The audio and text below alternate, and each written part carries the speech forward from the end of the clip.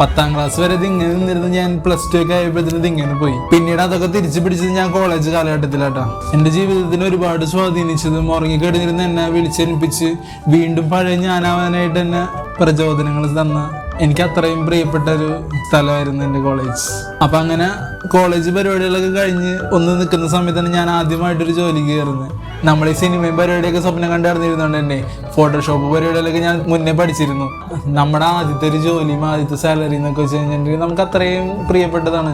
അതും നമുക്ക് ഇഷ്ടപ്പെട്ട, നമുക്ക് നല്ല രീതിയിൽ വർക്ക് ചെയ്യാവുന്ന, നമുക്ക് വലിയ മെൻ്റൽ സ്ട്രെസ് പരിപാടികളൊന്നും ഇല്ലാതെ വർക്ക് ചെയ്യാവുന്ന ഒരു അറ്റ്മോസ്ഫിയറിൽ നിന്നാണെന്നുണ്ടെങ്കിൽ അതൊരു മനസ്സിന് ഭയങ്കര സന്തോഷം തരുന്ന ഒരു കാര്യം തന്നെയാണ്. പിന്നെ നമ്മൾ ഒരു റൊട്ടീൻ ഇങ്ങനെ കണ്ടിന്യൂ ചെയ്ത് ഒരുപാട് നാൾ കഴിഞ്ഞപ്പോഴാണ് പിന്നെ ഒരു കരിയർ ചേഞ്ച് എന്നുള്ള രീതിയിലേക്കുള്ള ഒരു മൈൻഡൊക്കെ വന്നത്. പിന്നെ പതുക്കെ അതിൻ്റെതായിട്ടുള്ള രീതിയിലേക്ക് കടന്നു.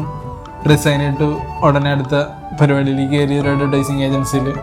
അങ്ങനെ നിൽക്കുമ്പോഴാണ് ഇത്ര കാലം നമ്മൾ ജീവിച്ചിട്ട് നമ്മുടെ മൈൻഡിലേക്ക് ഒരു വട്ടം പോലെ നമുക്ക് പുറത്ത് പോകണമെന്നോ പുറത്ത് പോയി എന്തെങ്കിലും പരിപാടി നോക്കണമെന്നോ ഒന്നും നമ്മുടെ മൈൻഡിലില്ല. അങ്ങനെ എനിക്ക് പച്ച മേടിച്ചിട്ട് പറഞ്ഞു, മോനെ കയറി പോരുന്നു പറഞ്ഞപ്പോൾ ഒന്നും നോക്കിയില്ല, ഇവിടെ കയറി പോകുന്നു.